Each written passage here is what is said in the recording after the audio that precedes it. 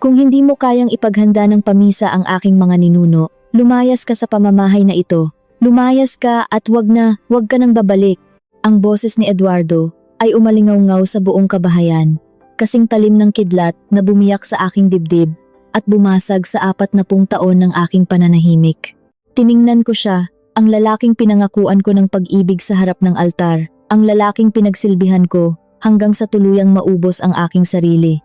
Nakatayo siya doon, nanlilisik ang mga mata, nakapamaywang, at walang kahit anong bakas ng pag-aalala para sa akin. Sa sandaling iyon, tila huminto ang pag-ikot ng mundo. Ang bawat salitang binitawan niya ay parang mga matatalim na patalim na unti-unting humihiwa sa natitirang hibla ng aking pagmamahal. Ako si Rosa, 65 taong gulang, at sa buong buhay ko bilang asawa, naging alipin ako ng mga tradisyon, ng mga pamisa, ng mga fiesta, at ng walang katapusang pagnanais ng pamilya ni Eduardo na mapagsilbihan sila. Nagsimula ang lahat noong bagong kasal pa lamang kami. 25 anyos ako noon, puno ng pangarap at pag-asa na bubuo kami ng isang masayang pamilya. Ngunit sa unang araw pa lamang ng aking pagtira sa kanilang malaking lumang bahay, agad ipinaramdam sa akin ng aking biyenan na ang halaga ko ay nasusukat lamang sa dami ng ulam na kaya kong iluto at sa linis ng sahig na kaya kong kuskusin. Ang mga babae sa pamilyang ito ay nabubuhay para pagsilbihan ang mga lalaki at alalahanin ang mga ninuno. Iyan ang unang pangaral niya sa akin habang iniaabot ang isang malaking kaldero. Simula noon, ang kusina ang naging buong mundo ko. Tuwing sasapit ang anibersaryo ng kamatayan ng kanyang mga lolo at lola, ng kanyang mga magulang, at maging ng mga malayong kamag-anak na hindi ko man lang nakilala, ako ang tanging inaasahan. 6 na malalaking pamisa sa isang taon. 6 na beses kung saan kailangan kong maghanda ng 17 iba't ibang putahe. Nariyan ang lechon kawali na dapat malutong ang balat, ang kare-kare na kailangang gilingin pa ang maninang mano-mano, ang kaldereta na dapat pinalambot ng 4 na oras, at ang sandamakmak na kakanin tulad ng biko at sapin-sapin. Madaling araw pa lang, 4:30, gising na ako. Ramdam ko ang ginaw ng semento sa aking mga nakayapak na paa tuwing lalakad ako patungo sa kusina.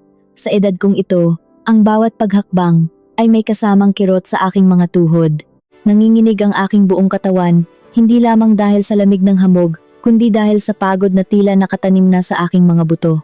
Tahimik ang buong bahay. Ang tanging naririnig ko lamang ay ang sarili kong paghinga at ang mabigat na hilik ni Eduardo mula sa aming kwarto. Sa loob ng 40 taon, ni minsan ay hindi siya bumangon upang tulungan ako. Ni minsan ay hindi niya tinanong kung kaya ko pa ba. Habang nagbabalat ako ng isang bundok ng bawang at sibuyas, madalas kong tinitingnan ang aking mga kamay. Dati, ang mga ito ay malambot at makinis. Ngayon, puno na ito ng mga malalalim na kalyo, mga pilat mula sa tumalsik na mantika, at mga sugat mula sa matatalim na kutsilyo na naging matalik kong kaibigan. Ang amoy ng bawang at suka ay tila naging pabango ko na. Nakadikit sa aking balat at hindi na naaalis kahit ilang beses pa akong maligo. Kinabukasan ng umaga ng pamisa, nagsimulang magdatingan ang mga bisita.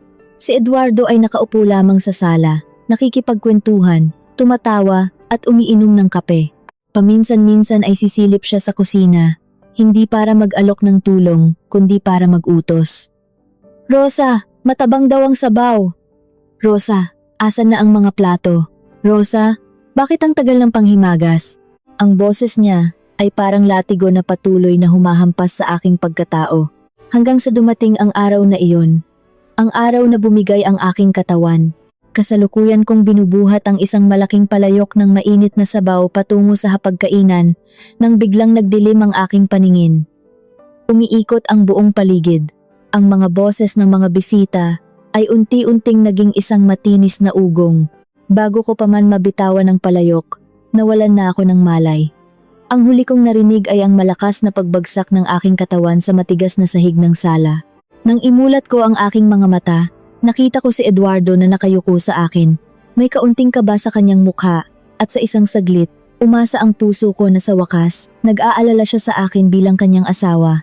Ngunit ang mga sumunod niyang salita ay tuluyang pumatay sa natitirang pag-asa sa aking dibdib. Rosa, ayos ka lang ba? Uminom ka ng tubig at umupo ka muna diyan. May 30 minuto pa tayo bago dumating si Kuya Ramon. Huwag mong kalimutang initin ang menudo, baka masira. Napapikit ako ng mariin. Ang luha na matagal ko nang pinipigilan ay tahimik na tumulo sa aking pisngi. 30 minuto. Iyon lamang ang halaga ng aking buhay para sa kanya. Nakadapa ako sa sahig, namimilipit sa sakit ang aking likod, at nahihilo pa rin, ngunit ang nasa isip niya ay ang kanyang menudo. Pinilit kong bumangon. Kumapit ako sa gilid ng mesa. Walang sino man sa kanila ang tumulong sa akin na makatayo. Bumalik ako sa kusina, at ipinagpatuloy ang pagluluto na parang walang nangyari. Dahil para sa kanila, wala naman talagang nangyari. Isa lamang akong makina na huminto sandali at kailangang paandarin muli. Kinabukasan matapos ang handaan, ang buong katawan ko ay parang binugbog. Hindi ko maigalaw ang aking mga binti. Nakahiga lamang ako sa kama, nag-iisa. Dumating ang aking manugang na si Clara.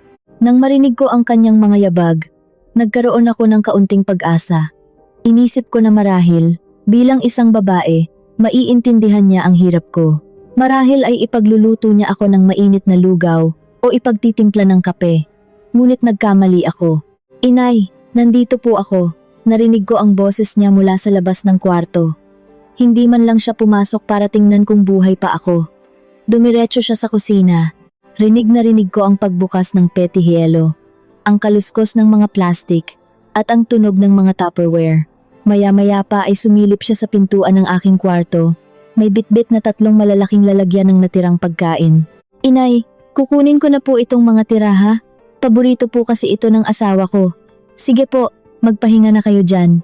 At dali-dali siyang umalis. Naiwan akong nakatingin sa kisame. Ang pamilyang ito ay walang nakikita sa akin kundi ang pakinabang. Kinukuha nila ang lahat ng kaya kong ibigay. At kapag wala na akong maibigay, iniiwan nila akong nag-iisa.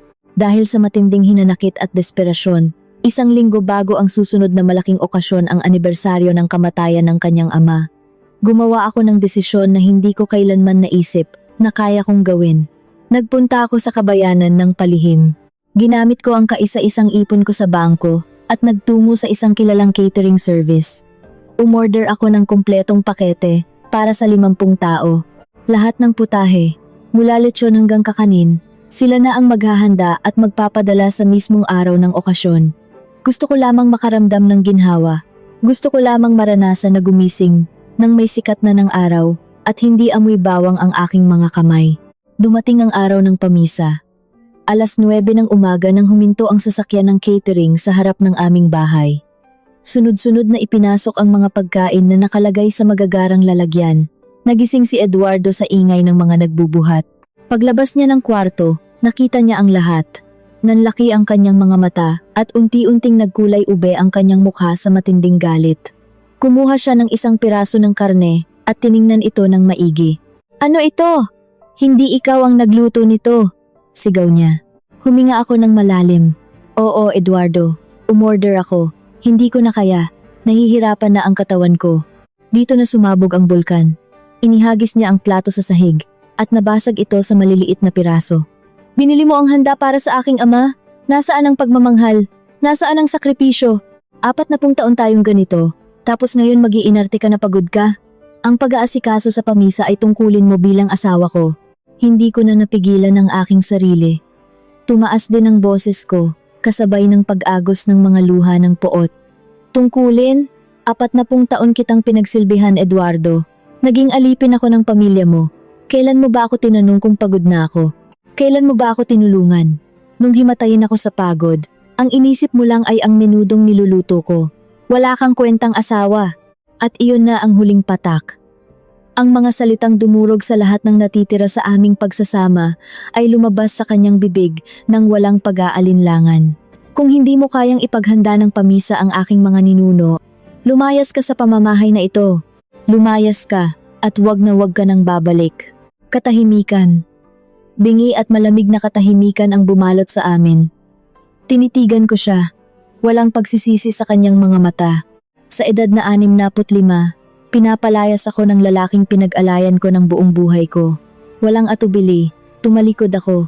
Pumasok ako sa kwarto, kinuha ang pinakalumang maleta sa ilalim ng kama at isinilid ang 3 pares ng paborito kong damit at ang aking mga papeles. Wala na akong lilingunin pa. Nang buksan ko ang pintuan palabas, sumalubong sa akin ang napakalamig na hangin ng madaling araw. Hila-hila ang aking maleta, nilisan ko ang bahay na naging kulungan ko sa loob ng 4 na dekada. Naglakad ako sa madilim at tahimik na kalsada ng aming baryo, walang malinaw na pupuntahan, walang dalang malaking pera. Ang bawat hakbang ay mabigat, ngunit may dalang kakaibang kalayaan na ngayon ko lamang naramdaman. Nakarating ako sa lumang waiting shed sa dulo ng kalsada. Upo ako at tiningnan ang madilim na kalangitan. Nasaan na ako pupunta? Paano magsisimula muli ang isang matandang tulad ko? Ngunit bago pa man tuluyang lamunin ng takot ang aking isipan, isang pamilyar na sasakyan ang dahan-dahang huminto sa aking harapan. Bumaba ang bintana, at isang boses na matagal ko nang hindi naririnig ang tumawag sa aking pangalan nang may halong matinding pagkagulat. Sino ang taong ito at anong papel ang gagampanan niya sa paghihiganti ng tadhana laban sa lalaking nagpalayas sa akin? Bumaba ang bintana ng sasakyan. Sa ilalim ng aandap-andap na liwanag ng poste sa gilid ng kalsada, nakita ko ang mukha ng aking panganay na anak, si Elena. Puno ng pag-aalala ang kanyang mga mata, bakas ang puyat at pagod mula sa kanyang mahabang duty bilang isang nurse sa ospital. Nang makita niya ang lumang maleta sa aking tabi at ang nanginginig kong mga balikat na nababalot ng manipis na balabal, hindi na siya nagtanong pa. Tila naintindihan na ng kanyang puso kung ano ang nangyari.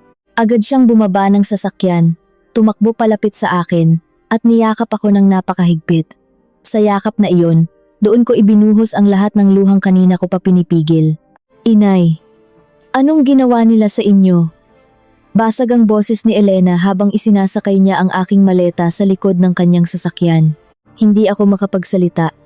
Ang tanging lumabas sa aking mga labi ay isang mahaba at malalim na paghikbi. Isang paghikbi na naglalaman ng 40 taon ng pighati, ng mga paso sa braso, ng mga sugat sa daliri, at ng walang katapusang pang-aalipusta ng lalaking tinawag kong asawa. Habang umaandar ang sasakyan palayo sa baryo na nagkulong sa akin, unti-unting gumaan ang aking dibdib. Pinagmasdan ko ang mga madidilim na kalsada at mga nakasarang bahay na aming dinadaanan. Sa unang pagkakataon sa loob ng 4 na dekada, pakiramdam ko ay nakahinga ako ng maluwag. Pakiramdam ko, hindi na ako pag-aari ng pamilya ni Eduardo. Pag-aari ko na ulit ang aking sarili. Dinala ako ni Elena sa kanyang maliit na bahay sa kabilang bayan. Pagdating namin, pinaupo niya ako sa malambot na sofa at ipinagtimpla ng mainit na tsaa na may halong luya at pulot. Habang hinahaplos niya ang aking mga magaspang na kamay na puno ng kalyo, ikinuwento ko sa kanya ang lahat. Ang pagbagsak ko sa kusina sa gitna ng pagluluto, ang kawalang hiyaan at kawalang puso ng kanyang amang si Eduardo, at ang mga huling salitang nagpalayas sa akin. Walang sinabi si Elena, kundi ang mahigpit na pagpisil sa aking mga kamay at ang kanyang tahimik na pagluha na pumapatak sa aking mga palad. Dito na po muna kayo, inay. Wala nang mananakit sa inyo rito. Wala na kayong pagsisilbihan. Hayaan niyo po akong alagaan kayo ngayon. Bulong ni Elena, isang pangakong nagbigay ng init sa aking nanlalamig na pagkatao. Nang gabing iyon, natulog ako sa isang malambot na kama sa bakanting kwarto ng kanyang bahay. Ngunit ang aking isipan ay sanay na sanay sa hirap. Pagsapit ng 4:30 ng madaling araw, bigla akong napabangon. Mabilis ang tibok ng aking puso. Pawis na pawis ako. Pumasok sa isip ko na kailangan ko ng magsalang ng baka para palambutin dahil magagalit ang biyenan ko kung matigas ang kare-kare. Hinanap ng aking mga paa ang malamig na semento, ngunit ang naramdaman ko ay ang makapal at malambot na alpombra. Tiningnan ko ang paligid, tahimik, walang naguutos, walang kalderong naghihintay, walang amoy ng bawang at sibuyas. Napahagulgol ako sa gitna ng dilim. Umiyak ako hanggang sa makatulog muli. Yakap ang katotohanang tapos na ang aking kalbaryo. Lumipas ang 1 buwan. Sa loob ng panahong iyon, unti-unti kong nabawi ang aking lakas. Ang mga sugat sa aking kamay ay nagsimulang maghilom. Ngunit alam kong hindi ako maaaring maging pabigat kay Elena habang buhay. Lalo na't may sarili rin siyang pamilya at mga anak na binubuhay. Gamit ang aking kaunting naipon at ang pinansyal na tulong na pilit na inabot sa akin ni Elena, naghanap ako ng isang maliit na uupahang kwarto. Isang simpleng espasyo na may maliit na aparador, isang papag na higaan, at isang munting gas stove. Nang unang gabi ko sa aking sariling espasyo, nagluto ako ng isang itlog at piniritong tuyo para sa aking hapunan. Pinagmasdan ko ang maliit na platong nasa aking harapan. Walang sangkatutak na lechon, walang kaldereta, walang bisitang kailangang pakainin at pilit na ngitian. Ako lang, ang aking pagkain, at ang tahimik na gabi. Kinain ko iyon nang may ngiti sa aking mga labi. Ganito pala ang pakiramdam ng maging malaya. Ang simpleng pagpili kung ano ang gusto kong kainin, sa oras na gusto kong kumain, ay isang luhong ngayon ko lamang naranasan. Ngunit sa kabilang banda, alam kong papalapit na ang anibersaryo ng kamatayan ng ina ni Eduardo, isa sa pinakamalaking pamisa sa kanilang angkan. Sa loob ng 40 taon, ako ang utak, kamay, at paa sa araw na ito. Inaasahan ko na tatawag si Eduardo sa mga unang linggo ng aking pag-alis. Inasahan kong magmamakaawa siyang bumalik ako dahil alam kong wala siyang alam sa kusina kundi ang mag-utos. Ngunit lumipas ang mga araw at linggo, walang tawag mula sa kanya. Nanatili ang kanyang mataas na pride. Siguro, iniisip niya na babalik ako ng kusa dahil sa paniniwala niyang wala akong ibang pupuntahan. Siguro, iniisip niya na ganun lamang kadali ang ginagawa ko at kayang-kaya niyang utusan ng iba. Hanggang sa isang hapon, 2 araw bago ang malaking pamisa, tumunog ang aking lumang telepono. Wala sa contacts ko ang numero, ngunit sinagot ko ito. Hindi si Eduardo ang nasa kabilang linya. Si Clara, ang aking manugang, ang asawa ng aking anak na si Miguel. Si Clara na dati ay walang pakialam sa akin kundi ang dumaan sa kusina, matapos ang handaan para humingi at iuwi ang mga natirang pagkain. Inay! Inay! Tulungan niyo po ako! Parang awa niyo na! Puno ng paniking, takot, at pagmamakaawa ang boses ni Clara. Rinig na rinig ko sa background ang kalampag ng mga kaldero, ang tunog ng mantika, at ang malakas na boses ni Eduardo na walang tigil sa pagrereklamo. Clara, anong nangyayari? Tanong ko. Pilit na pinapakalma ang aking boses kahit na bumibilis ang tibok ng aking puso. Inay, ako po ang pinilit na paglutuin ni tatay para sa pamisa ni Lola bukas. Wala po akong alam. Inay, paano po ba palambutin itong baka? Ilang oras po ba ilaga ang tuwalya para sa kare-kare? Bakit po ang tigas ng balat ng lechon kawali ko? Inay, kanina pa po nagagalit si tatay dahil sunog daw ang ginisa kong bawang. Sinigawan niya ako sa harap ng mga katulong. Parang sasabog na po ang ulo ko, inay. Hindi ko na po kaya. Umiiyak na si Clara sa kabilang linya. Tila nauubusan ng hininga sa sobrang stress. Sa sandaling iyon, nakaramdam ako ng magkahalong awa at pait. Awa, dahil alam na alam ko ang pakiramdam ng nakatayo sa mainit na kusina, pawisan, at pagod. Habang sinisigawan at minamaliit ng isang mapang-abusong lalaki, nakita ko ang aking sarili kay Clara. Ngunit nandoon din ang pait. Nasaan si Clara noong ako ang nakadapa sa sahig? Nasaan siya noong hirap na hirap akong maghiwa ng sandamakmak na sibuyas at nagmamakaawa ang aking mga tuhod para makapagpahinga? Kinuha lamang niya ang mga nakahandang pagkain noon at walang lingon-likod na umalis. Clara, mahinahon at malamig kong sagot. 40 taon kong ginawa iyan nang walang tumutulong sa akin. 40 taon akong sinisigawan ng biyenan mo. Ngayon, nararanasan mo na ang impyernong tiniis ko ng napakahabang panahon. Patawarin mo ako, anak, pero hindi ako babalik para iligtas ka sa sitwasyong iyan. Nasa kamay niyo na ang pamisa. Bahala na kayo sa amang biyenan mo. Kung hindi mo kaya, umalis ka sa kusinang iyan.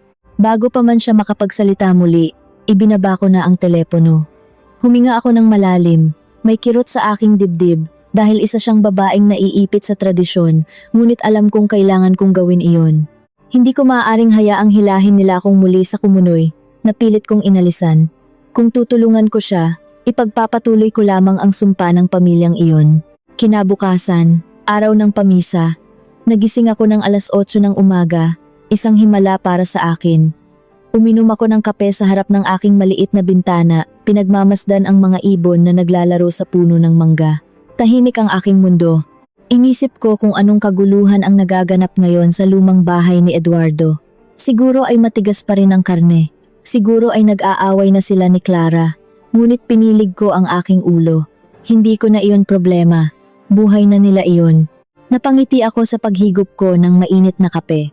Ngunit ang kapayapaang iyon ay hindi nagtagal. Pagsapit ng gabi, habang nagbabasa ako ng isang lumang magasin bago matulog, biglang tumunog ng sunod-sunod ang aking telepono. Sunod-sunod, parang may nag-aagaw buhay na pilit kumakatok sa aking pintuan. Nang tingnan ko ang lumiliwanag na screen sa gitna ng madilim na kwarto, nakita ko ang pangalan ng aking anak na lalaki, si Miguel, ang asawa ni Clara. Kinabahan ako, biglang nanlamig ang aking mga kamay. Sinagot ko ang tawag. Inay! Inay! Nasaan po kayo? Hinihingal si Miguel. Rinig na rinig ko ang nakakabinging wangwang ng sirena ng ambulansya sa background. Ang boses niya ay nanginginig sa matinding takot, pag-iyak, at desperasyon. Miguel, anak, anong nangyari? Nasaan ka? Bakit may ambulansya? Pasigaw kong tanong, habang napatayo ako mula sa aking higaan. Inay, kailangan niyo pong pumunta sa ospital ngayon din. Si tatay, inay. Nagkagulo sa bahay kanina habang may pamisa. Iniwan ni Clara ang mga niluluto dahil hindi na niya kinaya ang paninigaw ni tatay at naglayasan sila. Pagkatapos po, nagalit ng sobra si tatay at pinilit niyang siya ang magpatuloy ng pagluluto kahit hindi niya alam. Inay! May sumabog sa kusina! Humagulgol si Miguel at tila hindi na makahinga sa pag-iyak. Parang pinipiga ang puso ko sa bawat salitang binibitawan niya. Anong nangyari kay Eduardo? Magsalita ka ng maayos, Miguel. Pasigaw kong tanong. Unti-unting nilalamon ng kaba at panginginig ang aking buong pagkatao. Sa kabila ng ingay ng sirena, mga taong nagkakagulo sa kabilang linya at mga sigaw ng mga nurse, binitawan ni Miguel ang mga salitang magpapabago sa lahat ng natitirang araw ng aking buhay. Inay, pumunta na po kayo rito. At binalot po ng apoy ang buong kusina natin. Baka hindi na raw po umabot si tatay. Nabitawan ko ang telepono. Tumama ito sa sahig na gawa sa kahoy at naghiwalay ang baterya nito. Nanigas ang buong katawan ko. Ano ang malagim na trahedyang nangyari sa bahay na iyon matapos akong umalis? At anong klaseng Eduardo ang naghihintay sa akin sa pagdating ko sa emergency room ng ospital? Ang buong biyahe ko patungo sa ospital ay tila isang mahaba at madilim na bangungot na ayaw matapos. Nakasakay ako sa isang lumang taxi, nakatingin sa labas ng bintana habang ang malalaking patak ng ulan ay walang awang humahampas sa salamin. Ang bawat pagpatak nito ay tila sumasabay sa mabilis at malakas na kabog ng aking dibdib. Sa aking isipan, paulit-ulit na umaalingaw-ngaw ang umiiyak na boses ng aking anak na si Miguel. Sumabog ang kusina, binalot ng apoy, baka hindi na umabot si Eduardo. 40 taon ko siyang pinagsilbihan. 40 taon ko siyang iniyakan. Akala ko, nang lisanin ko ang malaking bahay na iyon, tuluyan na ring namatay ang anumang pakiramdam ko para sa kanya. Ngunit habang papalapit kami sa ospital, hindi ko maiwasang makaramdam ng isang kakaibang kirot. Hindi ito pagmamahal. Ito ay ang purong awa para sa isang taong ginawang Diyos ang kanyang sarili at ngayon ay pinabagsak ng sarili niyang kayabangan. Pagbaba ko ng taxi, sinalubong ako ng nakakapasong amoy ng alkohol at gamot sa emergency room. Sa gitna ng kaguluhan, ng mga nagmamadaling nurse at mga pasyenteng humihikbi, nakita ko si Miguel. Nakaupo siya sa sahig sa gilid ng pasilyo, nakayuko, at ang kanyang mga damit ay puno ng itim na uling. Nang mag-angat siya ng tingin at makita ako, agad siyang tumayo at humagulgol sa aking mga braso. Niyakap ko ang aking anak ng mahigpit. Rinig ko ang panginginig ng kanyang buong katawan. Sa hindi kalayuan, nakatayo si Clara. Namumugto ang kanyang mga mata, nanginginig ang mga kamay, at halatang inuubos ng matinding konsensya. Lumapit siya sa akin ng dahan-dahan, tila natatakot. Inay, patawarin niyo po ako. Kung hindi ko po sana iniwan ang mga niluluto, kung nagtiis lang po sana ako kahit konti, hindi sana mangyayari ito kay tatay. Kasalanan ko po ito, inay. Tinitigan ko si Clara. Nakita ko sa kanya ang sarili ko. Maraming taon na ang nakalipas, isang babaeng pilit inaako ang kasalanan ng isang lalaking hindi marunong tumanggap ng pagkakamali. Hinawakan ko ang kanyang nanginginig na balikat at tiningnan siya ng direkta sa mga mata. Hindi mo kasalanan, Clara. Walang sinuman ang may karapatang magtiis sa pang-aabuso. Ang kusinang iyon ay matagal nang naghihintay na sumabog. Huwag mong sisihin ang sarili mo sa apoy na matagal nang sinindihan ni Eduardo. Bumukas ang malaking pintuan ng emergency room at lumabas ang isang matandang doktor. Agad kaming lumapit. Baka sa mukha ng doktor ang matinding pagod.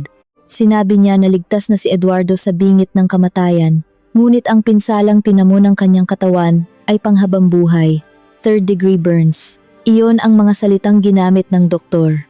Ang malaking bahagi ng kanyang mga braso kamay, at mga binti ay nasunog ng tuluyan dahil sa sumabog na tangke ng gas at kumukulong mantika na tumalsik sa kanya. Nang payagan na kaming pumasok sa intensive care unit, bumigat ang bawat hakbang ko. Pumasok ako sa isang malamig na kwarto kung saan tanging ang tunog ng heart monitor ang bumasag sa nakakabinging katahimikan. At doon ko siya nakita. Ang lalaking kailanman ay hindi yumuko sa sinuman.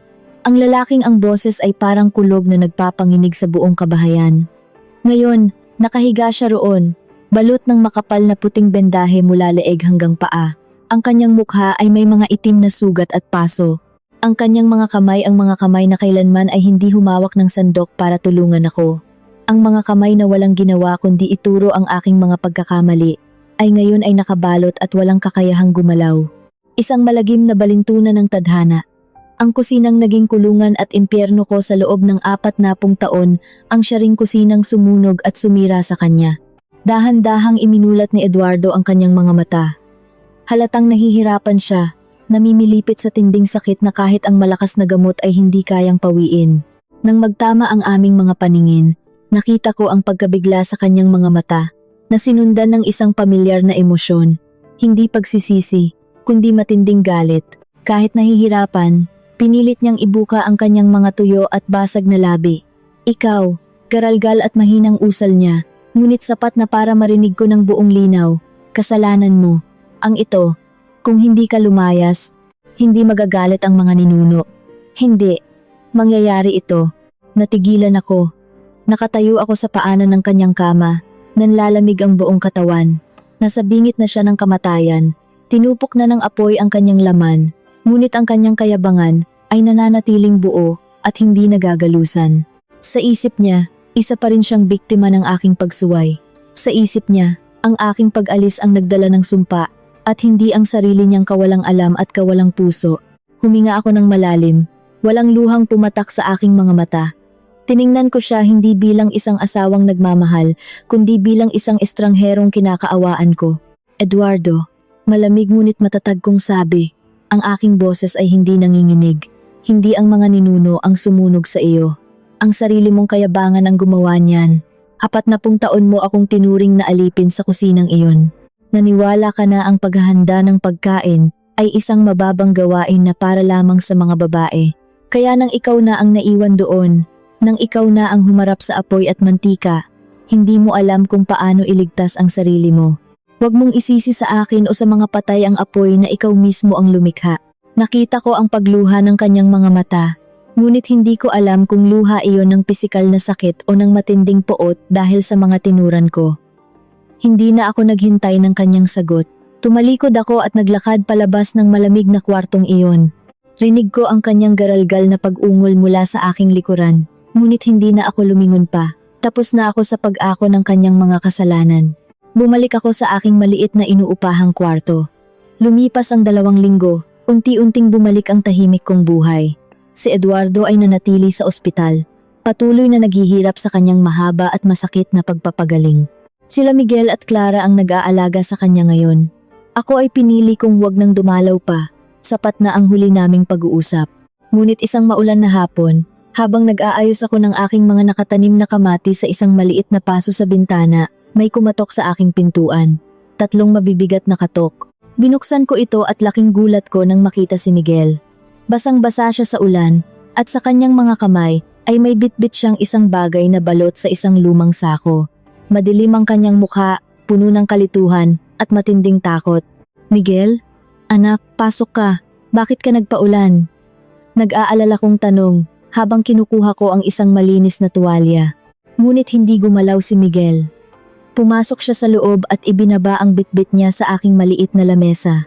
Nang alisin niya ang lumang sako, nakita ko ang isang itim, sunog at yupi-yuping kahon na gawa sa bakal. May nakakabit ritong isang malaking kandado na natunaw na ang kalahati dahil sa tindi ng apoy. Inay. Nanginginig ang boses ni Miguel habang nakatingin sa kahon. Bumalik po ako sa bahay kahapon para kumuha ng ilang gamit ni tatay na hindi nasunog. Nakita ko po itong kahon na ito na nakatago sa ilalim ng sahig sa mismong kwarto niyo ni tatay. Bumigay po ang kahoy na sahig dahil sa apoy kaya lumabas ito. Kumunot ang noo ko. Kahon? Wala akong alam sa kahong iyan. Kailanman ay hindi nagtago ng ganyan ang tatay mo sa ating kwarto.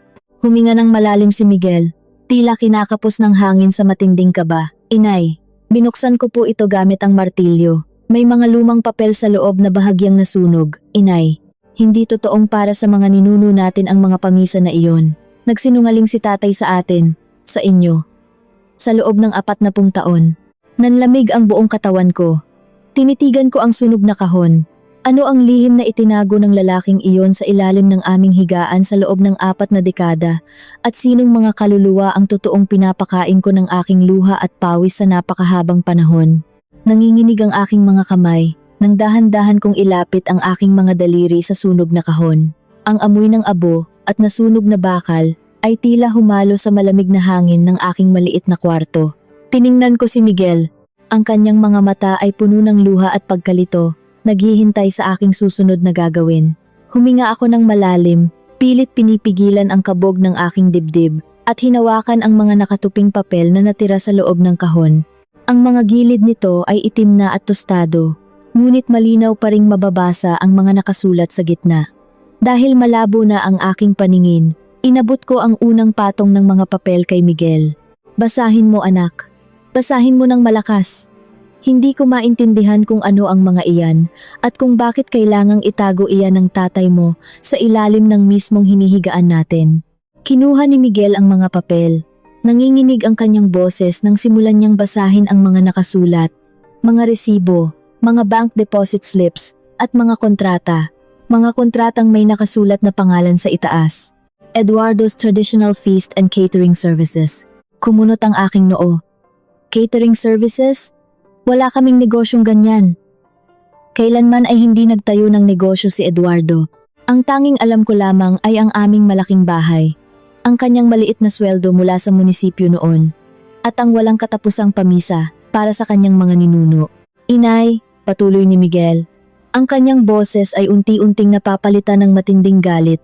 Ang mga petsa sa mga kontratang ito. Lahat ng petsa ay tumutugma sa mga araw ng pamisa natin. Tingnan niyo po. Oktubre 23, anibersaryo ng kamatayan ni Lolo. May nakasulat na resibo rito mula kay Mayor Tolentino para sa isang malaking handaan sa kabilang bayan.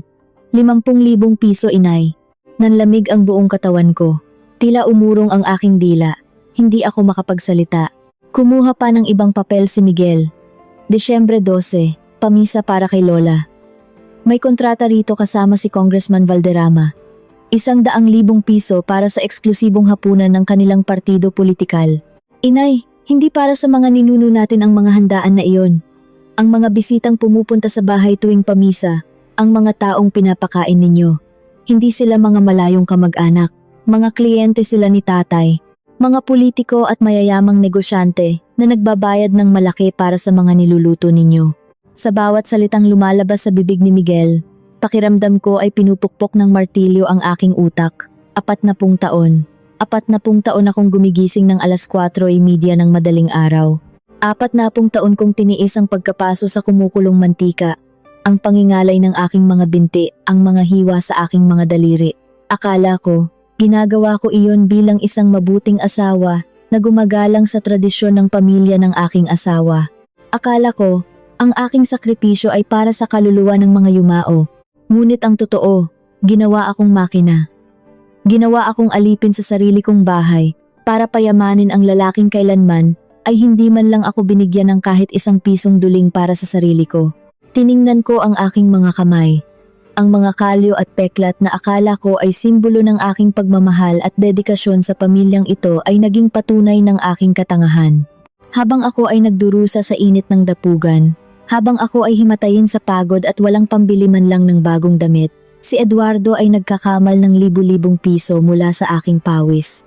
Binulag niya ako sa salitang tradisyon at tungkulin. Ninakaw niya ang aking kabataan, ang aking lakas, at ang aking buong buhay, at ginawa itong negosyo kung saan siya lang ang kumikita. Napahagulgol ako. Isang malakas at nakakapasong iyak na nanggagaling sa pinakasulok ng aking kaluluwa.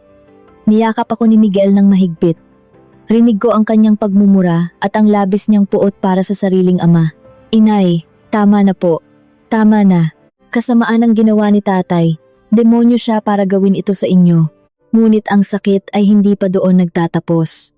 Habang nakayakap ako kay Miguel, napansin ko ang isang maliit at makapal na sobrang kayumanggi na nakadikit sa pinakailalim ng nasunog na kahon. Hindi ito gaanong naabot ng apoy. Inabot ko ito at dahan-dahang binuksan. Sa loob nito ay isang titulo ng lupa at isang sertipiko ng kapanganakan. Pinunasan ko ang aking mga luha at tinitigan ang mga dokumento. Ang titulo ng lupa ay para sa isang malaking bahay at lote sa isang sikat at mayamang subdivision sa Maynila. Nakapangalan ito kay Eduardo, ngunit ang nakasulat na co-owner ay isang babaeng kailanman ay hindi ko nakilala, Carmela Di Maculangan. Binuksan ko ang ikalawang papel, isang birth certificate, isang batang lalaki, ipinanganak, 38 taon na ang nakalipas. Ang pangalan ng ama, Eduardo. Ang pangalan ng ina, Carmela Di Maculangan. Tumigil ang pag-ikot ng aking mundo. 38 taon. Ibig sabihin, 2 taon pa lamang kaming kasal noon, 2 taon pa lamang simula nang maging alipin ako ng kanyang kusina, ay mayroon na siyang ibang pamilya. Isang pamilyang binuhay niya sa karangyaan, gamit ang perang kinita niya mula sa aking dugo at pawis. Habang ako ay natutulog sa lumang banig dahil sumasakit ang likod ko sa pagod, ang babaeng ito at ang kanyang anak ay natutulog sa malambot na kama sa isang mansyon sa Maynila. Habang ako ay nagtitiis sa pagkaing tira-tira sa kusina, matapos ang malalaking handaan, sila ay kumakain ng masasarap na pagkain mula sa perang ninakaw ni Eduardo sa aking paghihirap. Natahimik ako, nawala ang aking mga luha. Ang matinding kalungkutan at sakit ay biglang napalitan ng isang emosyong hindi ko inakalang kaya kong maramdaman. Isang napakalamig at napakatalim na galit. Isang galit na kayang sumunog ng buong pagkatao. Inay, anong gagawin natin? Nanginginig na tanong ni Miguel habang nakatingin sa mga papel na hawak ko. Nakikita niya sa aking mga mata ang pagbabago ng aking anyo. Hindi na ako ang kaawa-awang matanda na pinalayas sa madaling araw. Dahan-dahan akong tumayo. Inayos ko ang aking damit at tiningnan ang aking anak ng diretso sa mata. Bihisan mo ako, Miguel. Ihanda mo ang sasakyan. Pupunta tayo sa ospital ngayon din.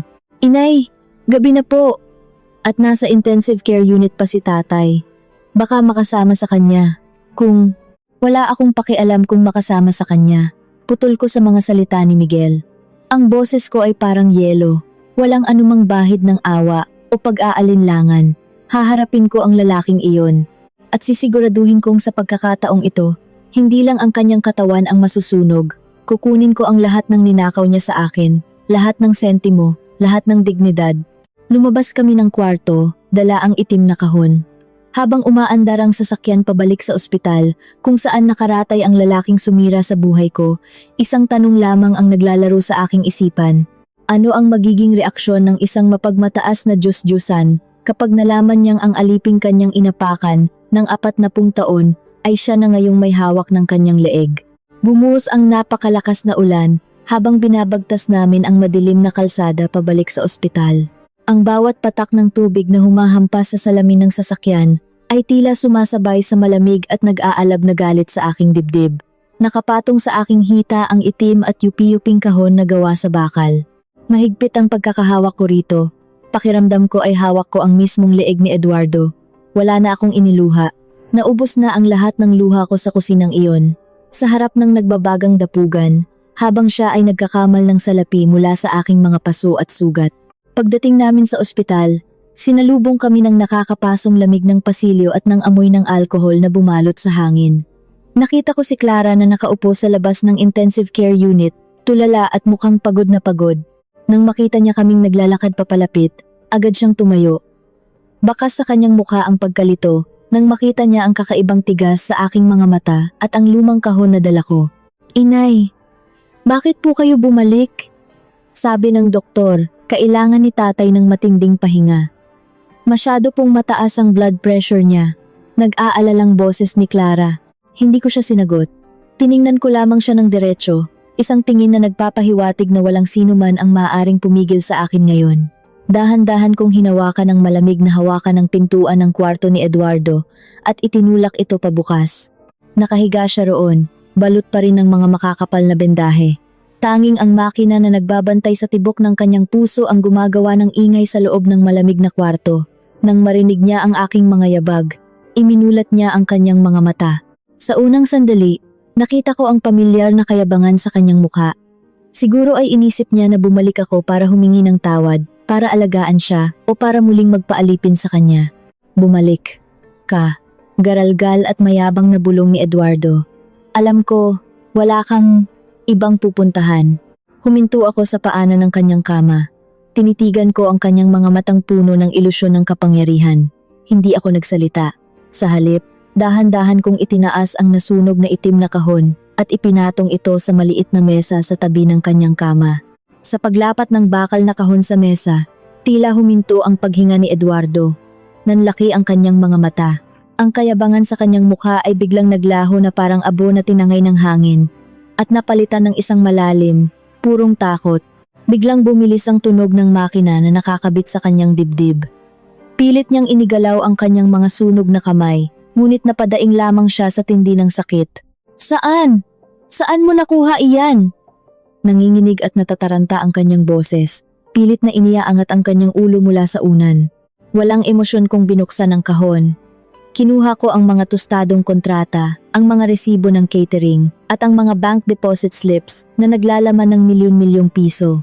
Iwinagayway ko ang mga ito sa harap ng kanyang mukha.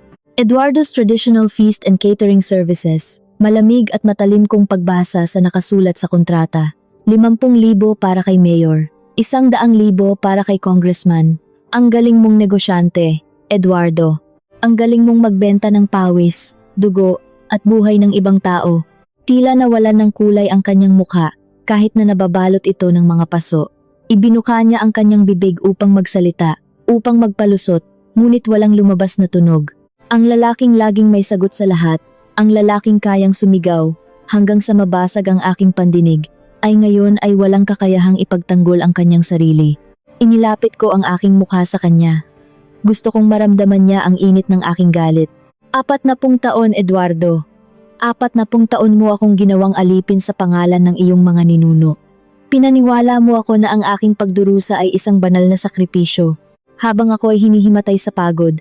Habang ang mga kamay ko ay namamanhid sa paghihiwa at paghahalo sa mainit na kaldero, ikaw pala ay nagkakamal ng yaman. Ninakaw mo ang lakas ko.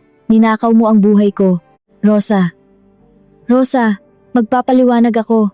Ang umiiyak na pagsamo ni Eduardo. Ang luha ay nagsimulang tumulo mula sa kanyang mga mata, humahalo sa mga sugat sa kanyang pisngi. Ginawa ko iyon para sa atin. Para sa pamilya natin. Isang mapaklang ngiti ang umusbong sa aking mga labi. Para sa pamilya natin. Dahan-dahan kong inilabas ang huling 2 dokumento mula sa ilalim ng kahon, ang titulo ng lupa at ang birth certificate. Itinapat ko ito mismo sa kanyang mga nanginginig na mata. Para sa pamilya natin, o para kay Carmela Di Maculangan, at sa inyong 38 taong gulang na anak na lalaki. Suminghap ng malakas si Eduardo. Ang makina ay nag-umpisang tumunog ng mas mabilis at mas malakas. Pilit niyang inaabot ang mga papel ngunit hindi niya magalaw ang kanyang mga braso. Ang pag-iyak niya ay naging hagulgol ng isang taong tuluyan ng nabisto, isang taong wala nang matatakbuhan. 38 taon, Eduardo. 2 taon pa lang tayong kasal, gumagawa ka na ng ibang pamilya. Ibinahay mo sila sa isang mansyon sa Maynila. Pinakain mo sila ng masasarap na pagkain gamit ang perang kinita mo mula sa pagiging alipin ko. Pinagtawanan niyo ba ako? Habang sinusunog ko ang sarili ko sa kusina mo, nakangiti ba kayo habang binibilang ang perang pinaghirapan ko? Patawarin mo ako. Rosa, nagmakaawa ako. Mamatay na ako. Maawa ka sa akin. Garalgal niyang iyak. Ang matapang at malupit na Eduardo ay naging isang kahabag-habag na uod sa aking harapan. Tinitigan ko ang kanyang sunog na katawan. Hindi ang apoy sa kusina ang papatay sa iyo, Eduardo. Ang sarili mong kasakiman ang uubos sa iyo. At huwag kang mag-alala. Hindi kita iiwanang mamatay na lang ng basta-basta. Mabubuhay ka. Mabubuhay ka para makita kung paano ko kukunin ang lahat ng ninakaw mo sa akin. Ang bahay na iyon, ang lupang iyon, ang lahat ng pera sa bangko, babawiin ko ang bawat sentimong ibinayad mo gamit ang buhay ko. Tinalikuran ko siya.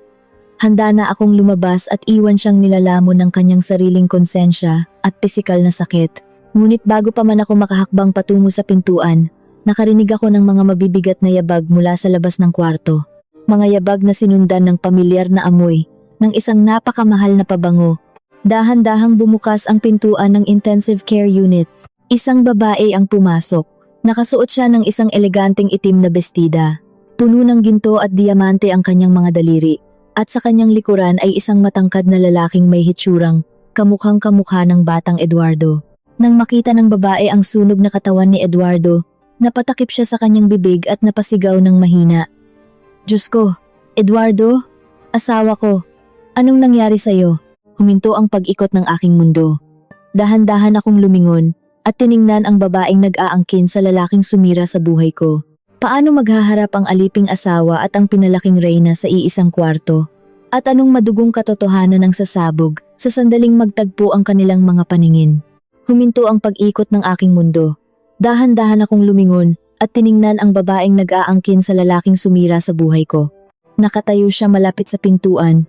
Ang kanyang mga mata ay nanlalaki sa takot habang nakatingin sa sunog na katawan ni Eduardo. Sa kanyang tabi ay ang matangkad na lalaki. Ang bungang itinago nila sa akin sa loob ng 38 taon. Ang kanilang mga damit ay mamahalin. Ang kanilang kutis ay hindi nakakilala ng hirap at ang kanilang mga kamay ay walang anumang bahid ng kalyo. Nang mapansin ng babae ang presensya ko, kumunot ang kanyang noo. Tiningnan niya ang aking simpleng damit, ang aking mga magaspang na kamay, at ang sunog na bakal na kahon sa ibabaw ng mesa. Sino po kayo? Tanong ng babae.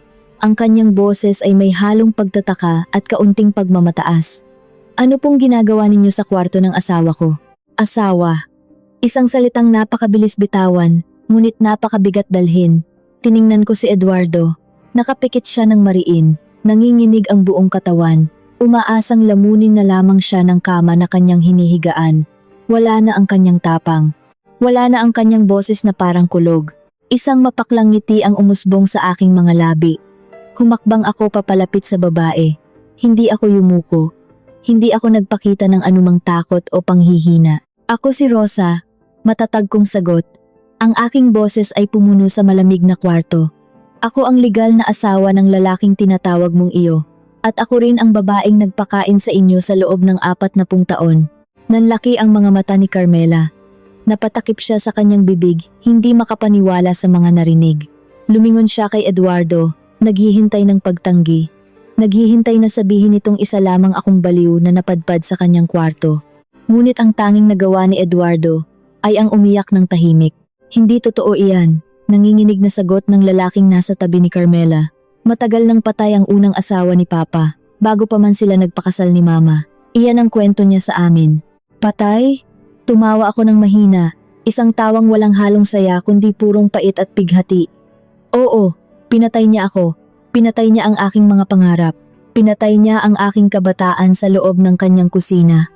40 taon akong naging alipin sa pag-aakalang naglilingkod ako sa kanyang mga ninuno. Habang ako ay naghihiwa, nagluluto, at napapaso sa kumukulong mantika para sa mga politiko at negosyante na binabayaran siya ng malaki, kayo pala ang nakikinabang sa aking pawis. Dinampot ko ang titulo ng lupa at ang birth certificate na bahagyang nasunog ang mga gilid at inihagis ito sa paanan ni Carmela. Tingnan mo iyan, Carmela. Tingnan mo ang mansyon na inuuwian ninyo. Ang bawat haligi niyan ay binayaran ng mga sugat sa aking mga kamay. Ang bawat masarap na pagkain sa inyong hapag ay binili mula sa aking mga luha. Ninakaw niya ang buhay ko para buhayin kayo sa karangyaan. Bumagsak sa sahig si Carmela habang pinupulot ang mga dokumento.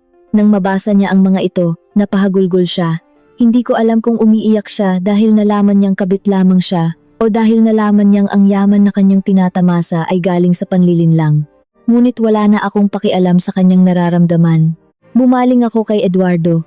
Ang kanyang mga mata ay nagmamakaawa. Rosa, parang awa mo na. Huwag mo namang gawin ito. Garalgal at hapong-hapong bulong ni Eduardo. Wala na akong gagawin, Eduardo. Malamig kong sagot. Dahil tapos na ako. Ibinibigay ko na sa inyo ang lahat ng ito. Iyo na siya, Carmela.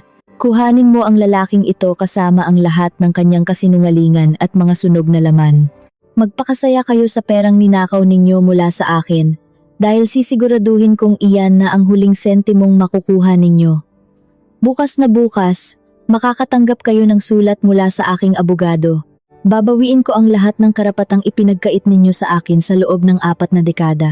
Tinalikuran ko sila. Habang naglalakad ako palabas ng intensive care unit, narinig ko ang malakas na pag-iyak ni Carmela at ang tuloy-tuloy na pagtunog ng makina na nakakabit sa puso ni Eduardo. Hindi na ako lumingon. Hindi na ako lilingon pa kailanman. Nang makalabas ako ng ospital, tumigil na ang ulan. Ang simoy ng hangin ay napakalamig at napakasariwa. Sinalubong ako ni Miguel at Elena nang may mahigpit na yakap. Pareho silang umiiyak. Ngunit ang kanilang mga luha ngayon ay luha ng tagumpay at paglaya.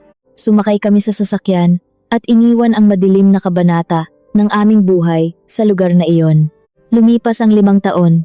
Sa tulong ng isang magaling na abogado at ng malinaw na ebidensya mula sa itim na kahon, nakuha ko ang hustisyang matagal nang ipinagkait sa akin. Ipinagbili ko ang kalahati ng mga ari-arian na naipundar ni Eduardo gamit ang aking dugo at pawis. Ang kalahati ay ibinigay ko kina Miguel at Elena upang makapagsimula sila ng mas magandang buhay. Hindi ko na nalaman pa ang buong detalye tungkol kay Eduardo. Ang huling balita na nakarating sa akin ay tuluyan siyang iniwan ni Carmela nang malaman nitong hati na ang kanilang yaman at hindi na kayang buhayin ni Eduardo ang kanilang karangyaan dahil sa pagkakaparalisa ng katawan nito.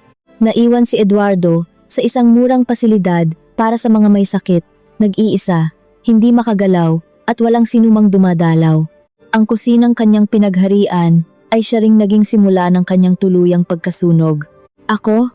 Narito ako ngayon sa isang maliit na bayan sa probinsya, malayo sa ingay ng syudad. Nagtayo ako ng isang maliit na karinderya. Ngunit sa pagkakataong ito, walang sinumang naguutos sa akin. Nagluluto ako dahil gusto ko. Naghihiwa ako ng sibuyas hindi dahil sa takot, kundi dahil sa pagmamahal sa mga taong pumupunta upang tikman ang aking mga luto. Tuwing madaling araw, hindi na malamig na semento ang sumasalubong sa aking mga paa, kundi ang malambot na tsinelas na bigay ng aking apo. Pinagmamasdan ko ang pagsikat ng araw mula sa aking maliit na bintana. Mainit ang kape sa aking kamay. Buo na muli ang aking pagkatao. Walang pamisa, walang peking tradisyon, walang Eduardo. Ako ay malaya. Ngunit minsan, kapag umiihip ang malamig na hangin at nagdadala ng amoy ng nasunog na kahoy, hindi ko maiwasang mapaisip. Ilan pa kayang mga kababaihan sa mundong ito ang patuloy na nagtitiis sa loob ng isang mainit at nakakapasong kusina? Naghihintay ng araw na sila ay makakalaya mula sa mga lalaking ginawa silang alipin ng tradisyon at kasinungalingan?